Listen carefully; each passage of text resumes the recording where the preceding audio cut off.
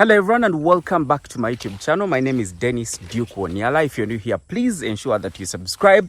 Now it's been a long time since I last did a video for you guys, and I am back with at least 10 agricultural ideas that you can invest in and make a lot of profit, or at least get a living out of it. Now I've done this video, I did it a year or so ago, and a lot of you appreciated it. Now I'm just doing an update, and I will be, of course, some of the ideas that I did share in the last video, I'll bring them back because they are still very applicable even until today. But I have also added in more 2 or 3 ideas here and there that I think we shouldn't actually leave them out, because according to what I have just learned is they are as well doing exceptionally well. But before we go into the discussion, please don't forget to support us at Sungura House. Sungura House is a restaurant located in Bukoto. It was given birth to by the farm, or at least we got the idea with my partner from the farm. So we wanted to get things from the farm direct to you at the restaurant. And so we are located in Bukoto. We have rabbit meat, chicken, fish. We have pizzas. It offers you a space for any event, including birthdays, meetings, whatever it is. Please reach us up on these numbers and we shall be more than glad to serve you. So why not? Let's go into idea that I've brought to you, number 1. Now, the first idea on the list is, of course, dairy farming. Now, for those of you who have been asking me about dairy farming, well, I have a video specifically on that. Just look through my videos, you'll definitely find it. So dairy farming is very, very profitable. Why? The number one thing you should understand about dairy farming is it is a venture that you eat up on a daily basis, most especially if the cows or if the animals actually start giving birth. So you get, of course, the initial capital. We did discuss that in the video that I told you about, but it is a venture where if you started today, within a year, if you got a heifer or a cow that is almost, mating, you should be starting, or should have started getting at least profits within a year. And by this, I mean you'll be selling the milk on a daily basis for at least a couple of months. And then the idea here is have at least 2 or 3 or 4, so that this one gives birth in this month, the next one probably gives birth after 5 months, the next one like that, so that you don't run out of milk throughout the year. But also remember, the calves or the kits, I don't know if they're the calves, actually, they are extremely expensive as well. So you'll be profiting from selling them, or if you want, you can develop your farm to the number that you want to actually have. Idea number 2 that I've brought today as an update is agritourism. Yes, agritourism. The reason as to why I'm encouraging agritourism is because you get money almost on a daily. Say, for example, you set up your farm somewhere, set up to the standard that is actually required by at least those that are looking for agritourism farms, and then market it very well. Now, for you to be successful in some of these ventures that we are talking about, you should also have to incorporate some skills. For example, marketing, advertising, using your social media platforms to reach out to different people that are interested in your product. So if you have a farm, you can include agritourism in it and be charging people to come and enjoy the fresh air, the fresh stuff on the farm, but also doing consultations, teaching and trainings at the farm. That as well is a very good agricultural venture or idea in this particular year. Another one that I think you should give a try is onion farming. Now, I have a colleague of mine, a friend of mine, who ventured into farming recently, and she did onion farming. Trust me, I told her that onions are the only products, okay, at least among those that I know, that can be sold very easily, even at the comfort of your home, at the comfort of your office, just like it is with passion fruits. All you need to do is just let people know that you have onions and they'll buy from you, most especially if you're selling, of course, farm price. But I mean, even if you walked into any market, maybe Nakawa, for those that are in Uganda, or Nakasero, trust me, you'll get those farmers or buyers or middlemen or market people that are vending onions to buy from you. This one, 100% guaranteed. However, you need to be very, very calculative sometimes for you to be able to make a killing out of it. Look for off seasons, okay? where people are not, doing or planting onions, that's when you should actually be producing. You understand? Such that you benefit from the forces of demand and supply so that you become the monopoly. The moment you are a monopoly in the market, you're going to reap big. Another idea that I should also not leave out is pig farming. Now, for a very long time, I'd not given pig farming a thought. Why? Because it is one of those activities or animals that feed directly into your pockets, just like it is with chickens. I mean, I've only gotten used to rabbit farming and then goat farming, because for goats and rabbits, I can actually just plant grasses and call it a day so they can feed on the grasses, and that is it. But with pig farming, they are going to feed direct from your pocket. However, if you become very calculative enough, you can as well substitute some of these by planting your own grasses and maize to be able to supplement on the cost of feeding. And the moment you do that, trust me, pigs are a lucrative business. People are eating pork on a daily basis. All you need to do is find somebody that is very good at pig farming to be able to train you, to guide you, and let you know the nitty-gritty of the business, and then you shall be good to go. Now, let me take you back to a video that I did earlier, because some of these ideas still do apply. Enjoy. Idea number one is rabbit farming. Why did I start with rabbit farming? Is because we are engaged as the Duke's Farm in rabbit keeping, rabbit raising. At least for the last couple of months, I've been sharing videos with you in regards to rabbit keeping. So why rabbit keeping? First of all, is because it requires limited space or little space to start with. It doesn't require, huge space like you'd say chickens or cattle. No. Rabbit farming, you can do it in your kitchen, you can do it in your garage, in your backyard, in your fence, anywhere, as long as you have some limited space. And the beauty with it is just a small space, you can have a couple of, rabbits raised there, and at the end of the day, be able to sell them. So how much do you need to start a rabbit business? Well, just like I said, it requires limited space. It equally requires limited capital when you want to start. And anybody or near that is about maybe $350, or roughly around, let's say $350, or let's say $400, you can start something on a commercial level. That's roughly around 2 million Uganda shillings. Ladies and gentlemen, with 2 million Uganda shillings, the dollar rate right now is at 3,500. You could actually start rabbit farming. For those of you who want to know what this money will of course be doing, it will involve cage construction, it will involve rabbit breeds, and it will involve a couple of things like maybe feeds here and there, and you're good to go. The other beauty with rabbit farming is there are different things that you can feed on that are free of charge and are readily available within your community. Say free grass, free vegetables, free fruits, and free weeds. They're all over, and you can feed your rabbits on those.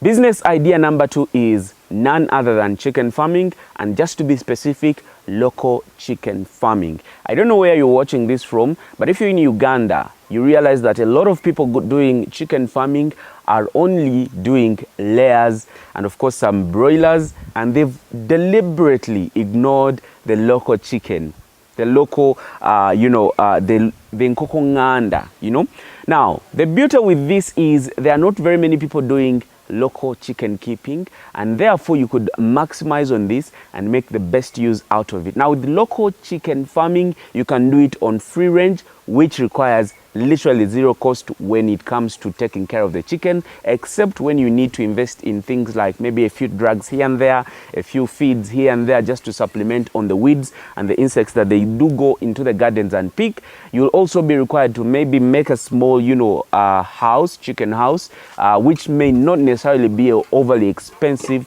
like it would require for layers chicken or broilers or croilers at the end of the day. So chicken farming, local chicken farming, could be a best idea for you to venture into right now. And if you choose to go on a big scale, then that means you're actually going to benefit more. First of all, local chicken, the mature one goes for maybe 30,000 to around between 30 to 50,000 Uganda shillings, and that's a fully grown chicken that we are talking about, ladies and gentlemen. A tray of local eggs could go somewhere between 20,000 to 30,000, somewhere there. So it's double the price of the broilers, and of course double the price, in fact triple the price of broilers when it comes to selling the chickens, but also it's double or even triple the amount that you'd sell a normal layer's egg, you know. And the demand for local eggs is way too much that the current supply cannot satisfy.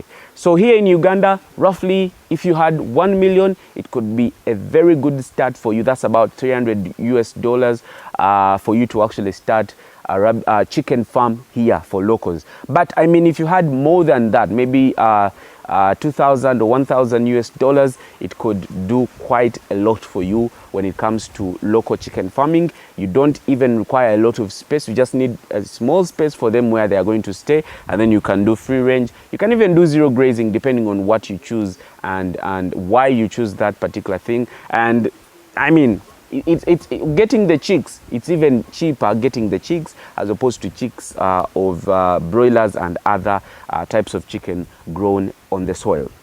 Now let's talk about passion growing. This is the third business idea that I wanted you ladies and gentlemen to get to know about. Passion fruit farming, for starters, well, it may require some bit of capital, but it's one venture that you should think or consider when you want to venture into agriculture. Why passion fruit farming is because, one, passion fruit is on high demand. Very, very high demand, I will tell you. Just the other week, a friend of mine, a colleague of mine, called me and wanted me to at least promote some of her passions. My goodness. The demand that we received was more than we could supply them, and they kept on wanting, and that of course made me to examine exactly how passion fruit farming is actually grown, among many other things. And I realized, of course, you'll need some land for passion fruit growing. You will also require some capital just to keep this venture on. And in the near future, I'll be, of course, taking you through all the necessary steps that you need to start a passion fruit business. The third business venture, and like I said, they are not in any order, all of them are profitable in their own way, is of course the goat farming or goat rearing or goat keeping business. This one may require some bit of capital to put up the pen, to buy the breeds, because some of the breeds are overly expensive. Say for example, if you need a boa, it could go for between 1 million and above and so forth, just one back. But I mean, if you have chosen to go into goat keeping as a business, then it means you're ready to invest some money to actually get the best, because we are looking at business ideas in agriculture or in agricultural ventures that you can venture in and again make money. So if you've chosen to go with goat farming, remember that it requires some bit of capital. One, to buy the breeds, to put up a few pens. You don't necessarily need to put up expensive goat pens or houses as such, but you need a shelter where it can shelter it from direct sunlight and of course rainfall, and then you need an exercising ground, and then you need feeding ground. So you'll need some bit of space for you to actually raise goats. But one thing I know about goats is they may take time before you actually recoup back your money, but when you start selling, the profits are way huge as opposed to some of the ventures that I've actually talked about, because the demand for goat meat is actually increasing on a daily basis. So for those of you who've been thinking of what to do, please consider goat keeping business as well. The other business venture, and of course that I have so far monitored, is soya farming. Soya farming may be new to very many people. Like, well, it's not like beans where you'll go everywhere and find beans grown. Soya is not like that. But one thing I've realized about soya is almost every food that we give our animals at the farm, be it pigs, be it rabbits, be it chickens, be it goats, all the others, or even human consumption, there is some bit of soya in them. Now, this makes it one of the things you should grow, one of the things you should look at when you want to start your agriculture business. You could venture into soya. Why soya? Is because previously or recently, just when we wanted to buy soya for our rabbits to mix in the feeds, we were told a kg was at 4,000. Of course, it keeps fluctuating between 3,500 to at least 4,000 well-refined soya. And this for me was an eye-opener. And when I did the research that I did, in fact, our next, one of the things that we shall grow, if we start with passion fruit, then the next thing will be, of course, soya. So soya is, those are some of the ways you can use soya. But the amount required to raise the soya, of course, you'll need some land where you're going to do that. But of course, you'll need some capital to buy the seedlings and then to have workers and do this. You can probably start with 2 million. That's the little capital you can start with. Ladies and gentlemen, if you are talking about business ventures, then you will require some capital. But of course, not too small. I usually tell people, don't start too small. Start from somewhere, something that can make an economic sense, a business sense in that manner. Another thing that you can do is beekeeping. Now, of all the things I have talked about, mostly when it comes crop growing, all of those require beekeeping. And keeping bees is not just for the profitable part of it, but for the nature part of it, because we are supporting the nature. Without bees, we cannot survive in terms of reproducing our crops and so forth and so on. So growing or keeping bees is one of the beautiful ways you can make money, because bees have different uses. You can harvest honey, you can harvest venom, you can harvest there are a couple of things in there that are wax, I think, is also there, found in bees, and therefore making bees one of the ventures you should actually go into. How much do I need to start a bee project? Well, right now I of course encourage people to start a modern beekeeping procedure, and therefore if you're going into this as a business, you need to set aside some capital. For starters, if you do not have huge capital, 2 million Uganda shillings can start you an apiary of about maybe 10 beehives, and 10 beehives could take you for some time, as you also of course look for other capital to invest or to add on the beehive, so that the business grows and you'll be able to make some huge sums of money from beekeeping. You'll need to buy things like bee comb, beehive, but of course if you're going into this as a business, you'll need to set up different modern apiaries. Next on our list is bell pepper growing, or some people call them sweet peppers, but the name is bell pepper. Sweet pepper, which involve of course the red one and the green one and then the yellow one, depending on the environments that I've been exposed to. Now, growing bell pepper is one beautiful thing that you can do. The only disadvantage with it is because it requires some huge capital to invest in. One, you will require land. Two, some farmers have advised that you actually invest in building sort of a greenhouse, because it offers a favorable climate, a conducive climate for it to sprout and produce more bell peppers or so forth, and some more sweet peppers. So you will need to invest in a greenhouse if you want to create those conditions for the bell pepper to grow very well. But some farmer also told me you may not necessarily need it, but of course it will require a lot of work for you to be able to get out of it. Ladies and gentlemen, I'll tell you that a kg of bell pepper or sweet pepper roughly right now in those different places goes to between 4,000 to 7,000 Uganda shillings, and that's quite some profit. So if you have different greenhouses, you can do the calculations in terms of how much you are going to get from that. If you need any services when it comes to bell pepper growing, please hit me up. I have a video on it, and also I can lead you to a farmer who is doing that, and I have done an extensive survey in regards to that. So please make it a point. So you'll need somewhere between, that's if you do not need or you won't have the greenhouse in the beginning, you may need somewhere between 5 million to start with, a very good, reasonable green pepper business, okay, ladies and gentlemen, because this is a business venture that we are talking about.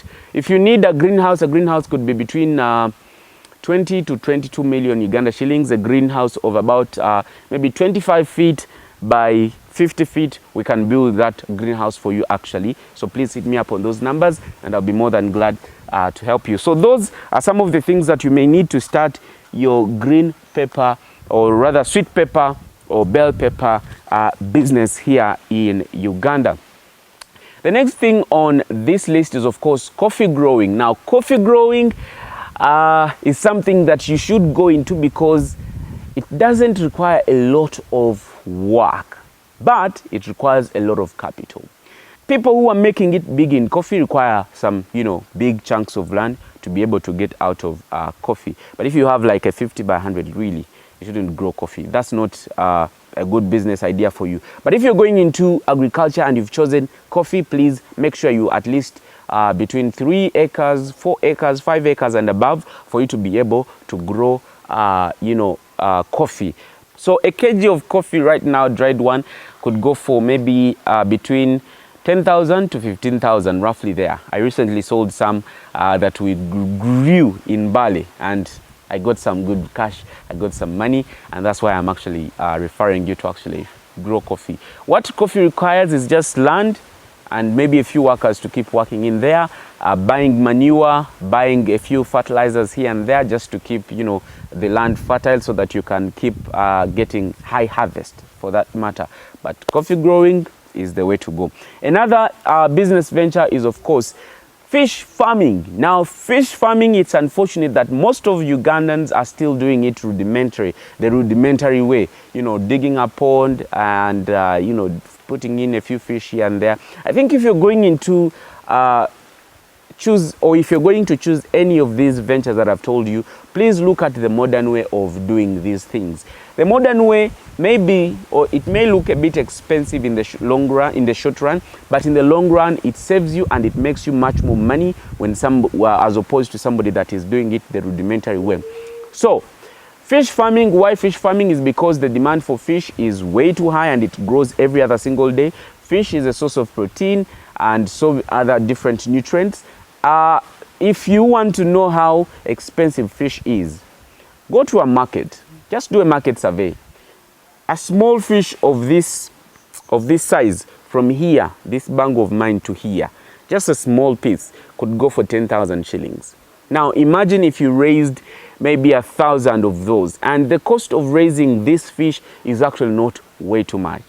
Here at the Duke's Farm, we are looking at a way of integrating rabbit farming with fish farming to get the best. So to have an ecosystem where everything around the farm is actually put to the best use. So fish farming could be something that you should also be looking at. For fish farming, you may need or require between 2 to 5 M to start with to make some business sense, okay, or to make an economic sense when it comes to